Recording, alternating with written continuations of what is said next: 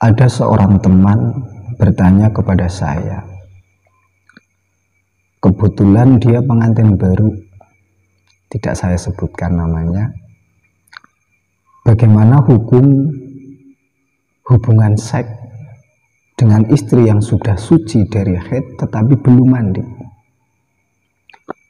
Pertanyaan tersebut sangat menarik sebab tidak semua orang berani bertanya disebabkan rasa malu, mungkin dianggap porno.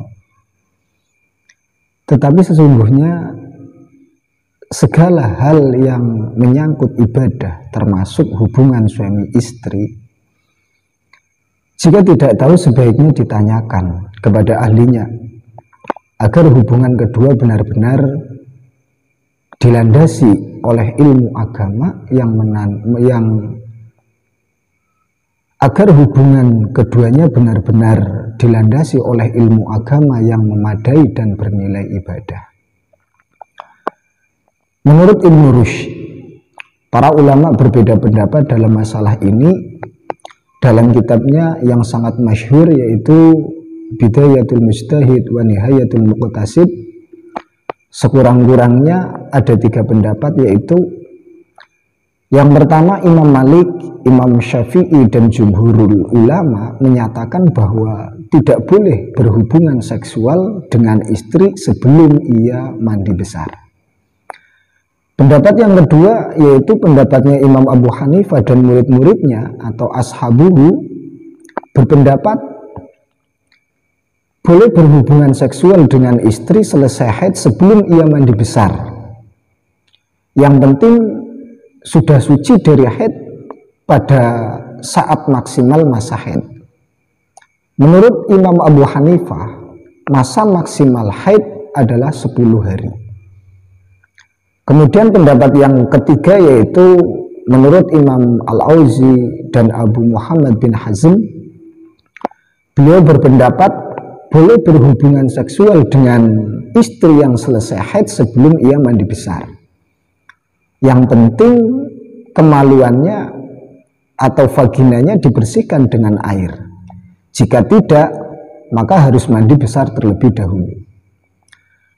Perbedaan pendapat tersebut disebabkan variasi pemahaman mereka terhadap Al-Quran surat Al-Baqarah ayat 222 yang berbunyi wala taqrabun hatta yadhurna fa idza tatahharna fa'tuhunna min haitsu amarakumullah. Pada lafaz fa idza tatahharna, lafaz tersebut memiliki 3 kemungkinan makna. Yang pertama yaitu suci dari haid. Masa haid sudah habis tapi belum mandi. Kemudian bisa diartikan bersuci dengan menyiram air ke seluruh tubuh alias mandi besar. Ini pemahaman yang kedua pada lafaz pada ayat fa idza tatahharna. Pemahaman yang ketiga yaitu membersihkan kemaluan dengan air. Jumhur mayoritas ulama cenderung berpendapat harus mandi besar terlebih dahulu sebab kata-kata fa'idha tatahharna lebih mungkin dimaknai sebagai upaya manusia untuk membersihkan dirinya daripada dimaknai dengan suci dari haid yang bersifat natural. Apabila mengikuti kecenderungan ini, mau tidak mau kata hatta yadhurna juga bermakna mandi besar. Sedangkan Abu Hanifah dan para pengikutnya cenderung memaknai hatta yadhurna dengan sampai terputusnya darah haid. Ini menurut Imam Abu Hanifah dan para pengikutnya, lafaz hatta yadhurna dimaknai dengan makna sampai terputusnya darah haid, sehingga mana kalimat faida tatahharna fa'tuhunna min haitsu amarakumullah dimaknai apabila mereka telah selesai atau terputus darah haidnya, campurilah mereka, hubungilah mereka sesuai dengan ketentuan yang diperintahkan oleh Allah kepadamu. Di akhir pembahasan, Ibnu Rushd menyatakan bahwa dalam masalah ini para ulama berbeda pendapat, sama-sama benar.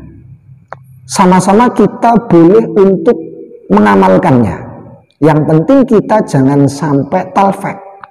Kita harus taklid. Ketika kita mau mengikuti Imam Abu Hanifah, ya kita harus mengikuti seluruhnya, hukumnya, syarat-syaratnya, rukunnya, mengikuti pendapatnya Imam Abu Hanifah. Itu namanya taklid. Akan tetapi Ibnu Rushd ini menilai bahwa pendapat Abu Hanifah yang masih mempertimbangkan masa maksimal haid adalah lemah. Sebagai refleksi dari pembahasan di atas, Islam selain mewajibkan hubungan seksual yang sah, juga mendorong hubungan seksual yang sehat. Maka dari itu